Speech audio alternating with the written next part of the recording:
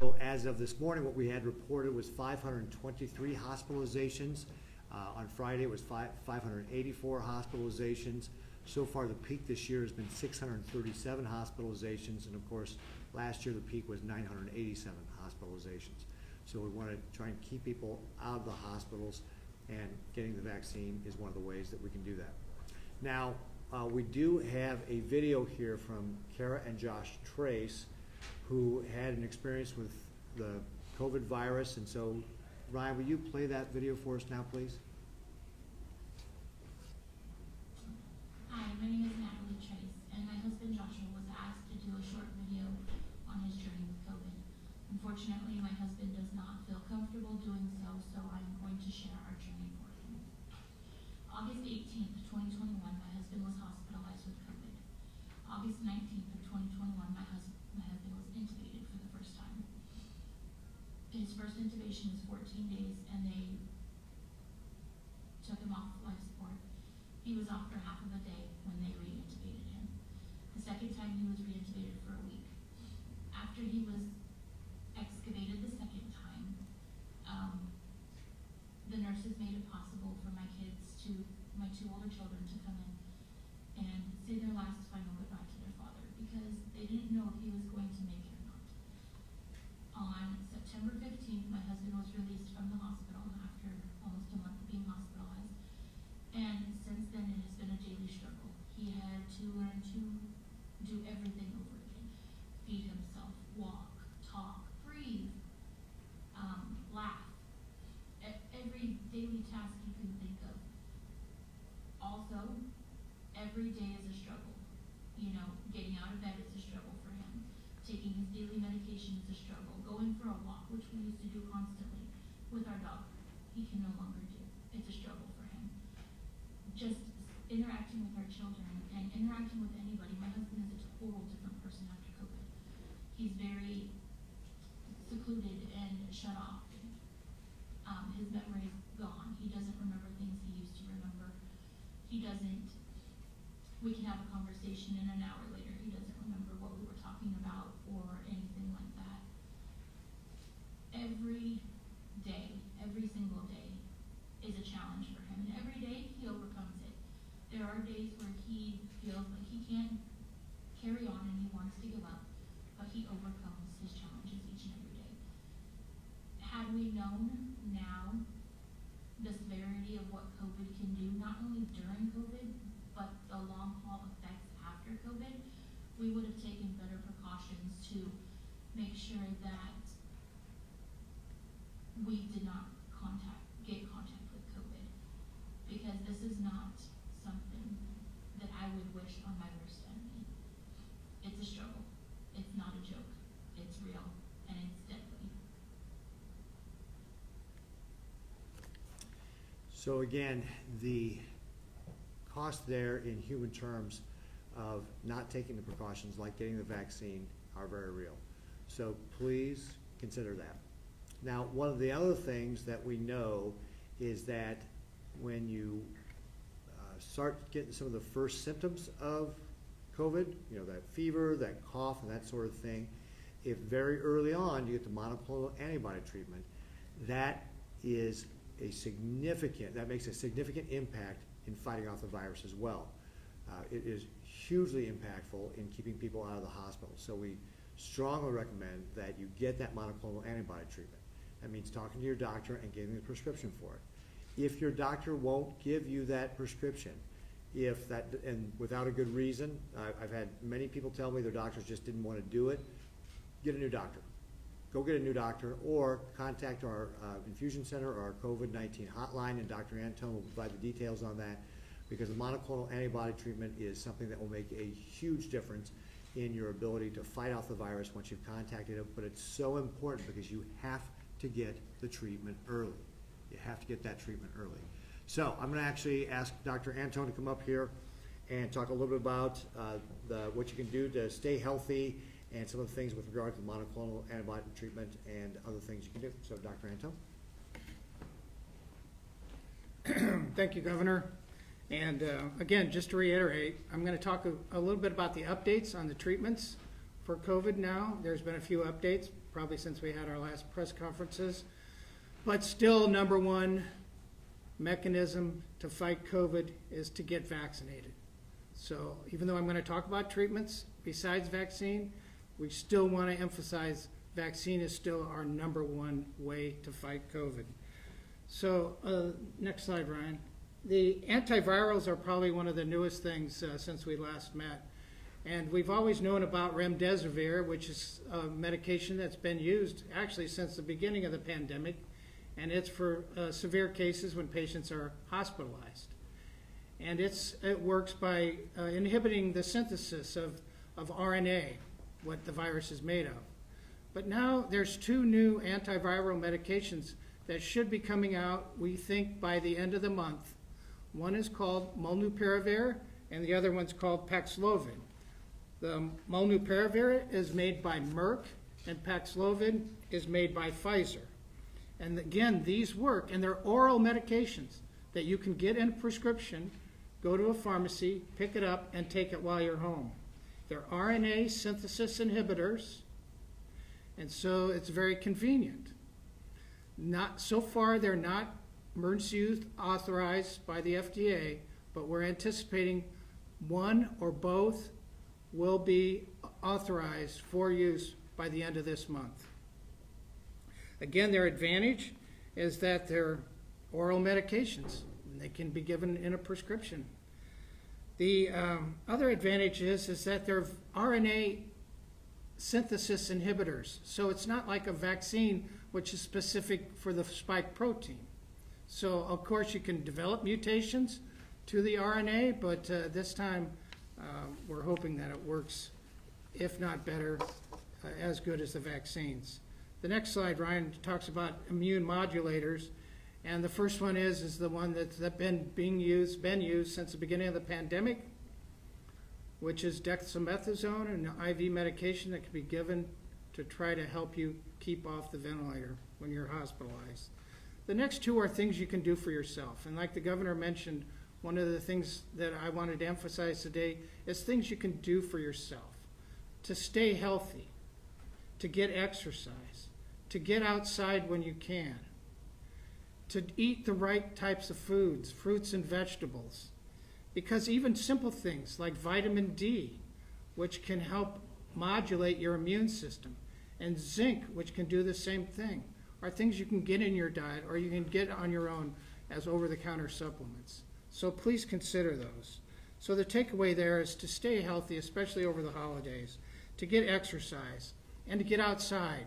Even though this time of year in Nebraska, our sunlight is not as good, obviously, as it is in the summertime, so our vitamin D levels go down.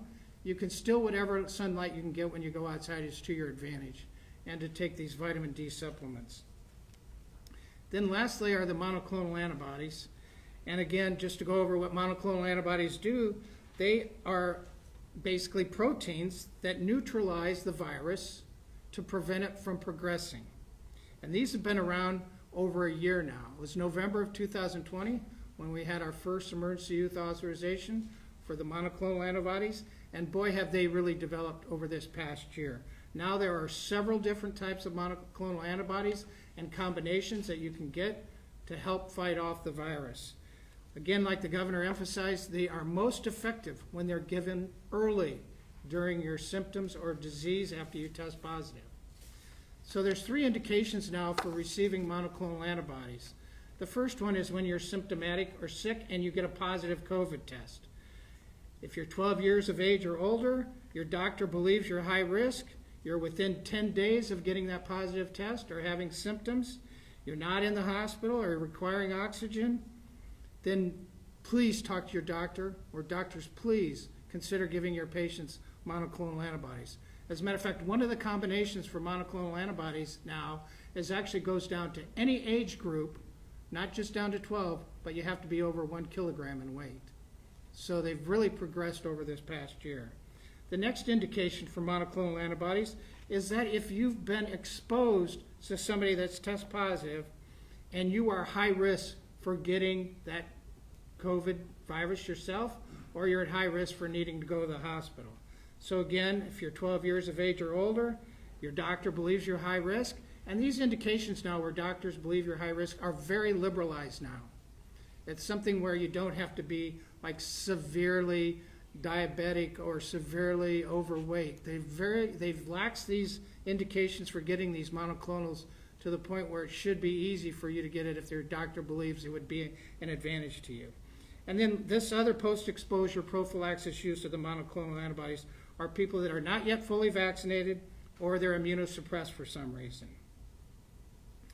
This type of antibody therapy has been shown to reduce the risk of being hospitalized by about 76%. So it's a huge advantage of keeping you out of the hospital.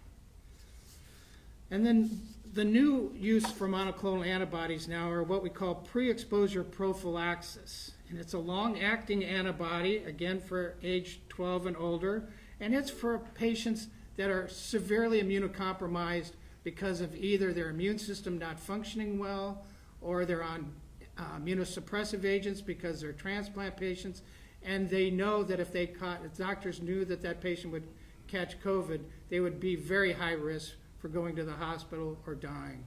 So it's mainly for those patients that are on these medications long term that we know when you get the vaccine, you're probably not going to mount a good immune response. And then lastly, we want to say it's easy to get these monoclonal antibodies prescribed by your doctor. There's a infusion center hotline, and we'll show it on the next slide what it is. But if you could just stay here, Ryan, I just want to give a couple updates from the last time we talked about this. Nebraska now has a total of 86 infusion sites throughout the state.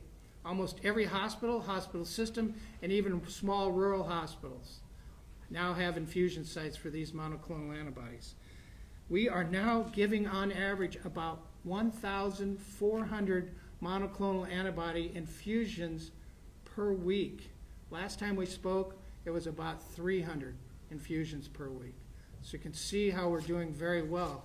We usually get allocated about 800 to 900 courses per week from the government for these monoclonal antibodies, but because of great work by Brian Alexander, our lead of our monoclonal antibody team, he's able to secure usually about an extra 600 to 800 doses of these monoclonal antibodies a week.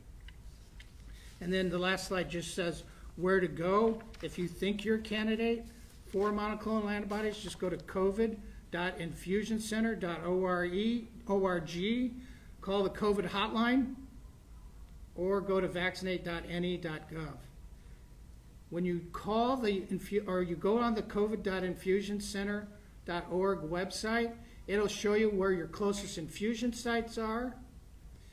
And then you call that number, they'll have a phone number to call, and they'll walk you as a patient and your doctor through the process of getting scheduled for these monoclonal infusions.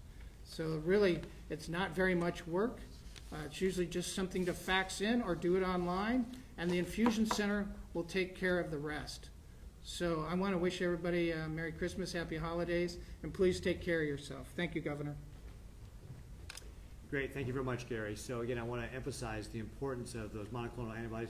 Is it safe to say it's really kind of a modern miracle here, how that's treating you? Is that fair, Gary? Unbelievable. Unbelievable. I mean, the Okay, science good. is just unbelievable. The science is unbelievable, yeah, so incredibly effective. Again, want to stress that the primary line of defense we have is getting the vaccine.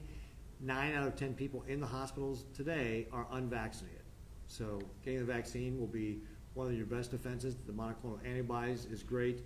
Also, there's a variety of other things to emphasize what Dr. Antone was saying with regard to stay healthy, eat the right foods, exercise, get outside, take vitamin D supplements, zinc, all those sort of things will also help you. And then, of course, our Attorney General, Doug Peterson, has done the work and the research on other treatments such as ivermectin or hydroxychloroquine, and any doctor who wants to prescribe those will not be penalized here in Nebraska for doing those.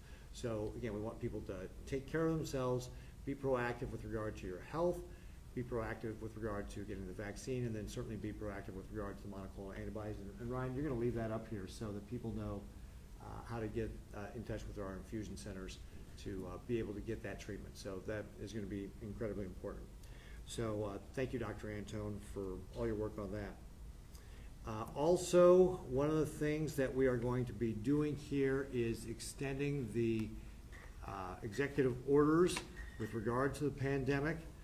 We're going to be extending executive orders 2112, 2115, and 2117 through March 31st of 2022. Those were set to expire at the end of the month.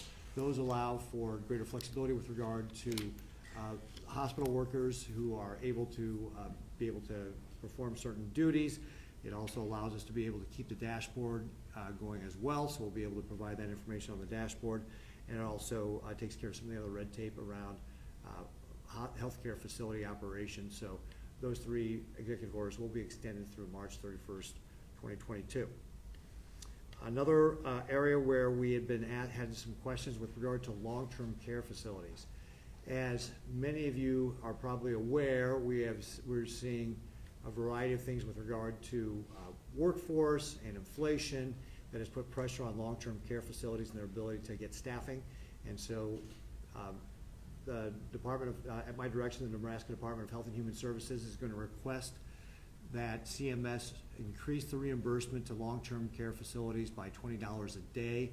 This is something we did earlier this year, and we're going to be requesting that effective January 1st through the first 6 months of 2022, that CMS add that extra $20 per day reimbursement.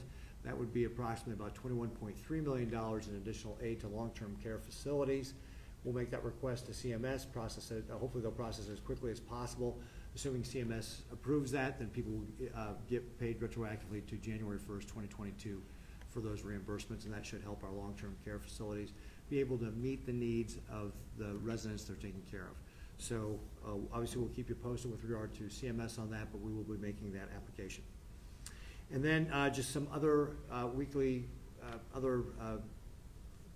public events we have going this week. I'll have my radio call-in show this afternoon at 2 o'clock for the month of December, and then we'll have the National Guard birthday celebration on Wednesday for the celebration of our Nebraska National Guard. So with that, we'll go ahead and open up to questions and answers. Again, we'll take questions. We'll focus first of all on COVID, and then we'll open up to other topics after we get done through all the COVID questions. Governor, when you say the doctor will prescribe monoclonal antibodies by another doctor, what's the background to that? Are doctors refusing, and why? So I have had numerous stories, and these are anecdotal, but numerous stories of people who have said they went to their doctor to get the monoclonal antibody treatment, and the doctor refused to prescribe it. And so I've actually helped facilitate other people, some people coming to me while they had COVID, help facilitate them getting a new doctor so they could get that prescription.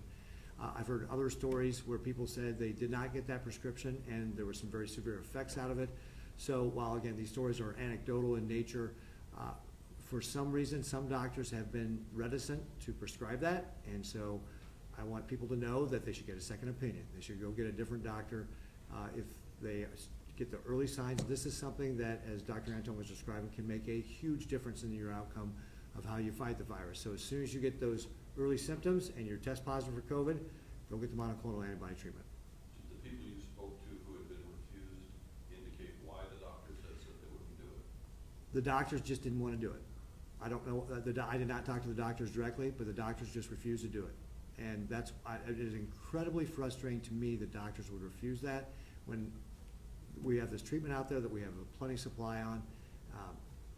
So I don't know why those doctors refuse to do it, but Gary, Dr. Antone apparently has got some answers on that one, so we'll bring Dr. Antone up.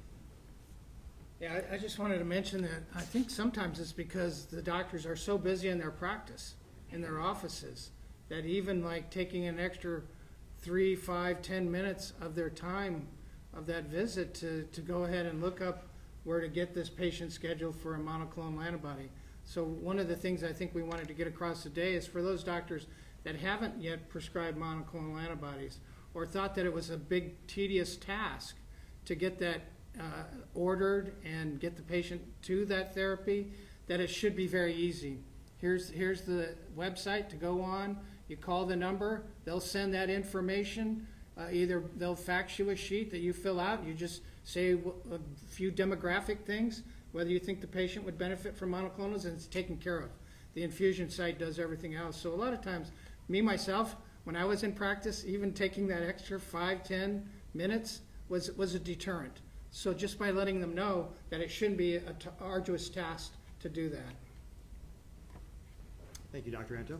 Paul? While we're on that topic, how are you able to get the extra doses of monoclonal antibodies? Is the state putting money into that? Paul asked, how are we able to get these extra doses? Like I mentioned, that we're able to get over and above our usual allocation of about 800, 900 courses a week, which is what Nebraska is normally allocated.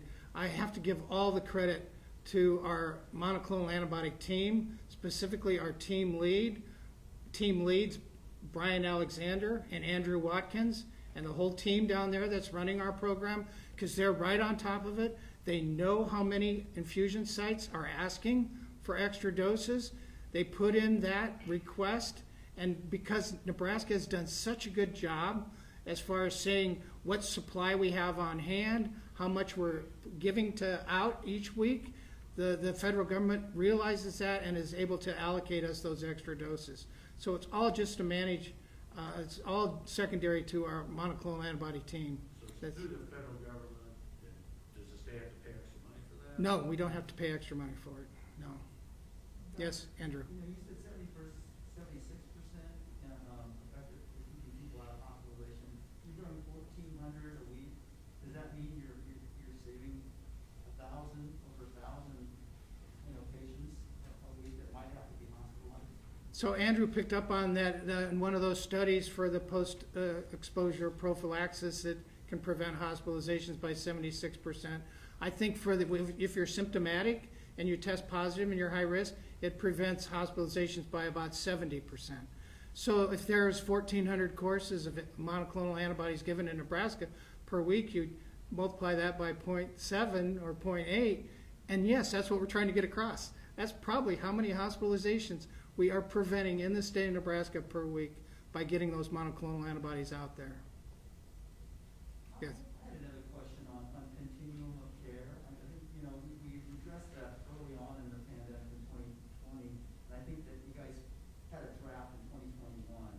Where are most hospitals on continuum of care, and how close are some of them getting to crisis standard of care?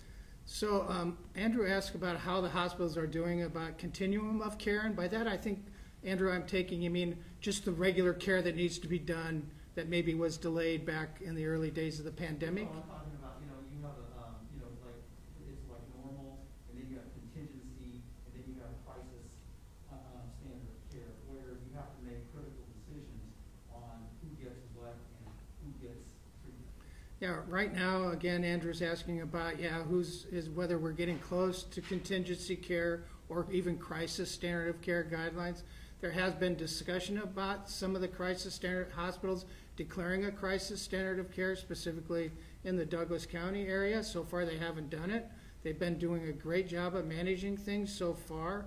Obviously, we know how hard they're working and things, but they're able to do most of the care that's needing to get done. They still are, on their own, postponing some of the elective procedures that we call Class D and E that can wait up to 4 to 12 weeks to be done. But most patients are getting the care they need at this point. What is that? Do they have to ask for that, or does the individual hospital just go to that crisis? Any hospital can declare when they want to do their own crisis standard of care guidelines, but most of the hospitals I talk to like to do it in a geographic area. We call it as a coalition. So there's 6 coalitions here in Nebraska, and they would like to have all those hospitals in that one coalition also declare a crisis. And can you describe what the standard is? I mean, how do you determine who gets the ventilator? How do you determine who gets the ICU bed? So Andrew asks us how, when say a facility hypothetically would go into crisis standard of care, how do they decide who gets the care, such as, let's say, a ventilator? So they set up panels at their hospitals to help make those decisions, to take the burden off the individual caring physician. So they'll put it through a committee and a panel to say, what the life expectancy or what the chance for survivability would be for that patient, and that's how those decisions get made. And does any of it have to do with your ability to pay or whether or not you got vaccinated? So Andrew asked, does that have anything to do with maybe your ability to pay, what your insurance status is, or whether you've been vaccinated or not? That's a definite no. It does not, that does not factor into that. Dr. Antone, you were actually quoted in an article last week saying Nebraska DHHS is also considering re-implementing statewide directed health measures. Talk about the possibility of that happening, and if so, what would that look like? What would those statewide health measures be? So we have had discussions about whether that would take place. We've used a certain percentage of staffed hospital beds occupied by COVID patients as a threshold for instituting possible future DHMs. And the ones probably the most discussed is postponing, again, Class D and E elective surgeries, even though at this point, most of the larger hospitals are doing that on their own on a daily basis. Most of the hospitals I talk to have committee meetings every morning to decide, or even in the evening before, to say, yes, can we do this elective procedure or not. So they're managing it pretty much on their own right now without a directed health measure. What's that standard? What percentage are you using as a standard? It would be 15% of staff hospital beds occupied by COVID patients. Well, aren't there 4,000 hospital beds, so that would be 600, and we're already over that. It would be a 7-day rolling average of that. So we're close. We were close last week. Things look better this week right now. Yes, Andrew? Governor, I had a question on the Medicaid reimbursements. Yeah. The $20 a patient a day, how much will that be? And is that going to be a forward budget that you guys have to pay for, a long term? So with regard to the $20 a day additional per patient, with regard to CMS, that's something we did earlier this year, and we're asking CMS to do it as well. And as you know, CMS reimburses at a much higher ratio than the state does. So yeah, we can manage our state part within our budget, and then CMS would pick up the rest of it. Do you know how much it would be in your budget? As far as the dollars in my budget, I don't know that right off the top of my head. Is it 90%? So it'd be maybe $2 million. I mean, and you think about, our budget and overall DHHS is a couple $1 billion, so it's obviously something we can manage. Is that enough? I mean, you had to raise, salaries at the VA hospitals 40%, and I don't know how successful have you been in the VA hospital. Will that be enough to be able to solve this particular problem in the nursing homes? Well, we work with the long-term care facilities directly, and this is what they were requesting, and so we're working with them to make this request for CMS. So this is based on their request. Would it be enough to keep the Good Samaritan facilities open that are scheduled to close at the end of the year in Arapahoe, Valentine, and Ravenna? So with regard to specific facilities, you'd have to ask them directly. I don't have knowledge of those specific facilities, and again, this will only begin January 1st. Paul? So it's been a while since you've had a COVID update. What's it say that you're having one now? Are you expecting a big surge with Omicron? Are you thinking winter's going to be pretty bad again? What do you see coming up here? Yeah, so the reason we're doing a update right now is because we want to reinforce for the holiday season people getting the vaccines. Actually, one of the other things I want to reinforce that I forgot to mention earlier, so thank you, Paul, is get tested. That's another way that you can help control the spread of the virus. Right now, Walgreens, actually I just got tested on Friday before going to see my mom on Saturday, and it's super slick. It's a drive-through. I think they got the response back to me in an hour. I know Nobody Health has got the same sort of program set up, so one of the things you can do before the holidays is go ahead and get tested before you go see somebody. And with the holiday season come up, that's why we encourage people to get the vaccine as well, because that's another way that you can help protect yourself. So we're just bringing people to date in advance of the holidays and encouraging people to take the steps necessary, and especially with regard to that infusion center and some of the other updates with regard to the executive orders, the long-term care facilities. There's just a number of items that had to do with the pandemic that we wanted to update people on. But there's been a lot of dire predictions that Omicron is, expanding at a much quicker rate than Delta, and we're looking at a real tough winter.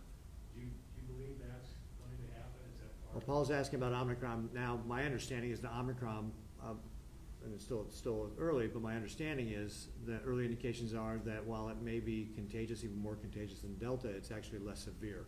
So, but we'll have to wait and see. And I think the point here again, though, is that, folks, this is not going away. You have to learn to manage it. Shutting down is not managing it, but taking the steps to protect yourself, like getting tested or getting the vaccine, that's ways to manage it. Do you urge people to get the booster shot? And then with regard to getting the booster shot, absolutely. If you want to get a booster shot, go get a booster shot. I've got the booster shot. So encourage people, if you've been vaccinated and it's been, what is it, 6 months? Over 6 months? If it's over 6 months, go get the booster shot. Does everyone in your office have a booster shot? With regard to, does everybody in my office have a booster shot? I couldn't answer that, Paul. We don't ask those questions. Kind of the same question I asked Dr. Antone, based on, numbers, hospitalizations, things like that, do you see that is there a possibility that we will see based on what you think, directed health measures for the state? So with regard to additional directed health measures for the state, again, Dr. Antone laid it out. We've got our threshold. If we meet those thresholds on a 7-day rolling average, then we would declare, put in a directed health measure. We haven't reached that, and so we're going to continue to monitor that situation, but we'll have to see. As I mentioned, I think earlier, our peak hospitalizations were 637 earlier this year. Today we're down to 523, so we'll just have to continue to monitor. So last year, some of those thresholds put things like capacity restrictions, limits on gatherings, E4C, anything like that. Again, if we get to levels like that, if we were to hit that, 987 hospital patient level. So with regard to the question was with regard to last year, we had additional things in the DHM with regard to listening, restricting the size of gatherings and so forth. With those being a future DHM, and at this point, I would say it's very, very unlikely. We've got so many more resources this year than we did last year, with especially the vaccines, for example. But you think about all the other things, the amount of testing we've got available is, I just mentioned how, I went through Walgreens on Friday and it was super fast. That's not the kind of resources we had last year.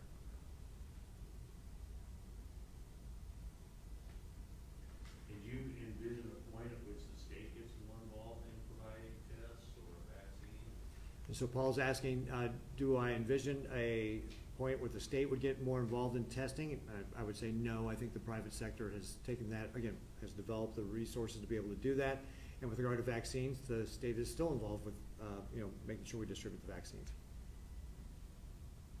It may be more for Dr. Antone, but where are we on Omicron? I mean, last week we had another case reported, I believe, in the same health district, public health. Yeah. Dr. Antone, do you have an update for us on Omicron?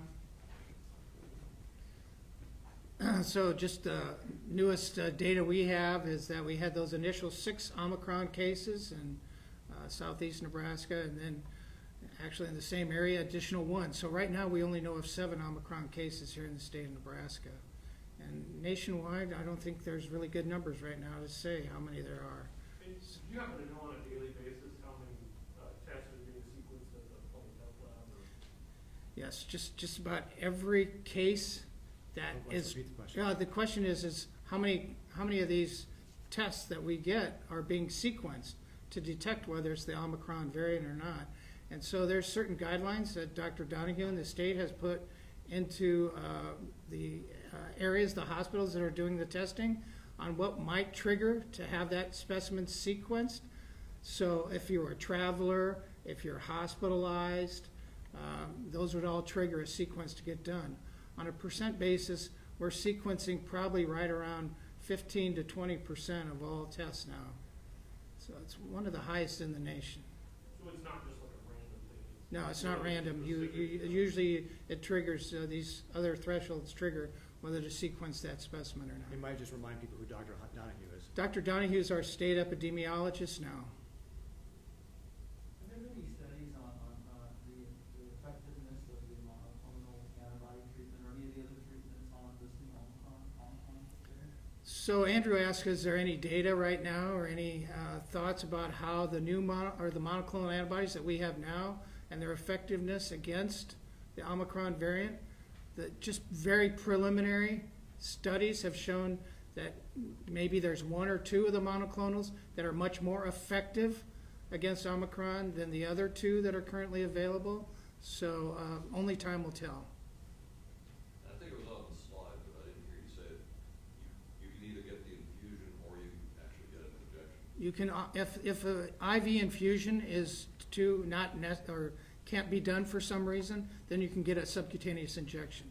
That's for not the new one though. The new one for the immunocompromised patients, I don't think that's indicated for subcutaneous infusion. Don't quote me on that though. But yeah, the other ones are. Paul? Do you share some of the dire predictions about Omicron and how quickly it's spread? So Paul asked about the dire predictions for Omicron. There's no doubt about it. It's definitely more transmissible than any other variant that we've had. But the data that we only have right now is from South Africa, and it has shown that there's not as high a percentage of patients needing hospitalizations. Just in one country, very small sample. Isn't that a much younger country? They kind of put an asterisk behind that. Younger population, yes. Does that cause some pause for you? I mean, we really don't know right now, Paul, where this Omicron's going to go. So that's why we do know, and like the governor mentioned when we were asking about booster doses, when you get boosted with the vaccines, that you can't imagine how many more antibodies that allows your system to go from. Like the last I heard is like say from an antibody titer of 20-fold to up to 80-fold with the boosters. So the boosters are very, very useful now for these variants. On vaccines, are you seeing, because it seems like vaccines have been around for a year now, it seems like most people would have gotten things like get them. Are you seeing very many first-time people getting vaccinated? So the question was, are we seeing now that maybe the vaccines have been around a while and we're not seeing that large demand that we did at the beginning for vaccines, are we seeing to pick it up? And yes, we are seeing it pick up some.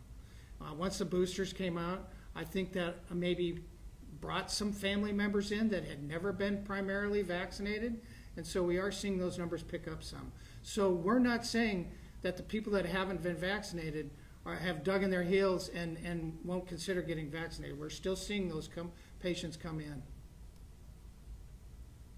With the testimonial that you had, was that person vaccinated?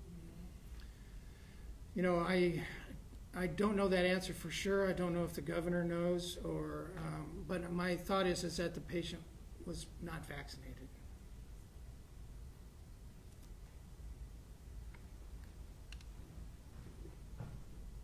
Other questions on COVID?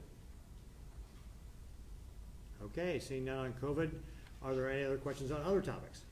Yeah, there was a ransomware attack on a company called Kronos last week, I believe. My understanding is the State Department, a lot of the Nebraska departments use that software. Have you guys encountered any problems with that? So the question was, there was a ransomware attack on a company called Kronos. The state uses that as part of our HR programming, and so we are doing manual workarounds right now to make sure that we can make up for that functionality. So we don't expect to have any impact to our systems. You know, our folks are still going to get paid and all that sort of good stuff, but it is requiring some manual workarounds to be able to do that until they can get the ransomware attack resolved. And does the state use that just for things like timekeeping, or does it use it for like payroll as well? You know, the specifics with regard to how Kronos is being used, probably what I do is refer you to Jason Jackson. He's our Chief Human Resources Officer and Director of Department of Administrative Services, and he can give you the details. He briefed me on this, but he didn't give me all the details of all the different functions that we use for Kronos. Paul? Any updates on how your salary increases are working to, or not working to bring in more applicants and corrections? So with regard to the salary increases we did, any update with regard, Paul's asking if there's any update with regard to how that's working. Again, getting specific numbers, we can follow up with you on, Paul, to get you that. My understanding is though, and it's been about a week since I checked in on this, is that we've seen a significant increase, perhaps 3 to 6 times the number of applicants that we would typically see in a given week to our Department of Corrections. But we can work on following up. Alex can work and follow up on, get you the numbers that we've received with regard to the number of applicants. Yeah, Andrew. Go ahead. Oh, go ahead. I was gonna say, I know you commented on this, on Friday, but with the, you know, the super low unemployment rate, I mean, how much of a, I mean, we all know that's a good thing, but how much of a challenge is that creating for, the state in terms of, you know, fighting workforce, inflation, things like that? Yeah, on Friday, the Department of Labor announced that Nebraska's unemployment rate fell to 1.8%, and that is not only a record for the state of Nebraska, but another new record for the United States since they've been keeping track of it since 1976. And so obviously that's great news for Nebraska families to be able to find that job. I might also point out the Casey Family Foundation says that we are the #2 state for children's economic well-being, and I believe those things go together, that when you can find a job, you can help take care of your kids. But it certainly does present a challenge for employers with regard to finding the right skilled workforce. And that's why we emphasize things such as our talent pipeline, where we're doing the Developing Youth Talent Initiative, which we started in 2015 with the help of the legislature to help start exposing young people to careers in things like manufacturing and IT and healthcare, you know, those high demand fields. Following it up in a career academy in high school, such as they have here in Lincoln, or Grand Island was one of the first, I think, with their Career Pathways Institute. And then the Career Scholarship Program that we worked on with the legislature last year and then expanded to private institutions this year to help people get that 2-year or 4-year degree. So really creating that talent pipeline. And then of course, we also launched the Good Life is Calling campaign with our Department of Economic Development to help remind Nebraskans who maybe left what a great quality of life we have here in Nebraska, and to bring them from those big urban areas like, you know, Chicago or Denver or Minneapolis, and bring them back to the state, and then maybe find some new Nebraskans that we don't know yet. So there's a variety of things we're doing to be able to help address that, and we're just going to continue to work that. It's going to be a challenge, you know, for our employers, but good news for our Nebraska families. Andrew. In reaction to former Governor Dave Hyman not running, and when will you decide to endorse the candidate for governor? So with regard to Dave Heineman making his announcement on Facebook, obviously that's, you know, his prerogative with regard to the race. I've said, you know, we'll, you know, wait to see who all gets in the race before I comment on anybody getting into the race. And with regard to the current candidates, you know, they still got to go out there and run their campaigns, and you know, I'm likely to get involved sometime in the future before, you know, these elections all get resolved. Can you comment on that political story that said you asked President Trump to not endorse? So with regard, Paul's asking me to, what's your question specifically, Paul? Politico reported that you had contacted former President Trump and asked him not to endorse in the primary. Can you comment on that? Sure. So Paul's asking, there was a story out there that I talked to President Trump about not endorsing the Nebraska primary, and that is true. I talked to the president and asked him not to endorse. For what reason? Just asking him to stay out of the race. I think it's been, I've already documented that when it comes to the candidate that he ultimately endorsed, that I don't believe if you put your company headquarters in a different state, you're going to be able to be effective with regard to economic development here in the state. You know, I know as governor, I'm asking companies to move to Nebraska. If I put my own company headquarters someplace else, I don't know why those companies would listen to you. And with regard to paying his property taxes late nearly 600 times, you know, one example was in 2014 when he gave Bo McCoy $2 million but didn't pay Richardson County $36,000. So again, it just puts a burden on other property taxpayers when you don't pay your own property taxes. In regard to the storms last week, you happen to know, it seems like Nebraska, you know, did fairly well compared to some other states. Do you happen to know if there was any damage that would rise to the level of being kind of federal aid? So with regard to the storms last week, first of all, I would say that, you know, our thoughts and prayers go out to the folks in places like Kentucky that had much more severe tornadoes than we had here in Nebraska.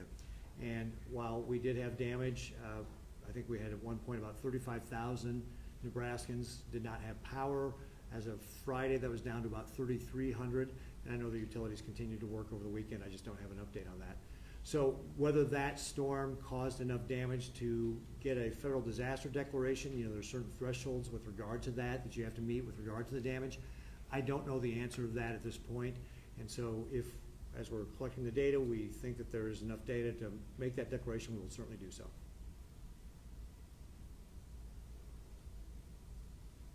Other questions?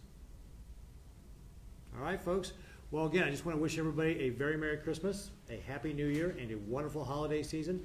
Thank you so much for attending today. And of course, please be careful as you go through this holiday season. Go get tested, get vaccinated, use the monoclonals. There's many things we can do to continue to fight this COVID virus, and we want Nebraskans to stay healthy. Thanks very much, and we'll see you next year.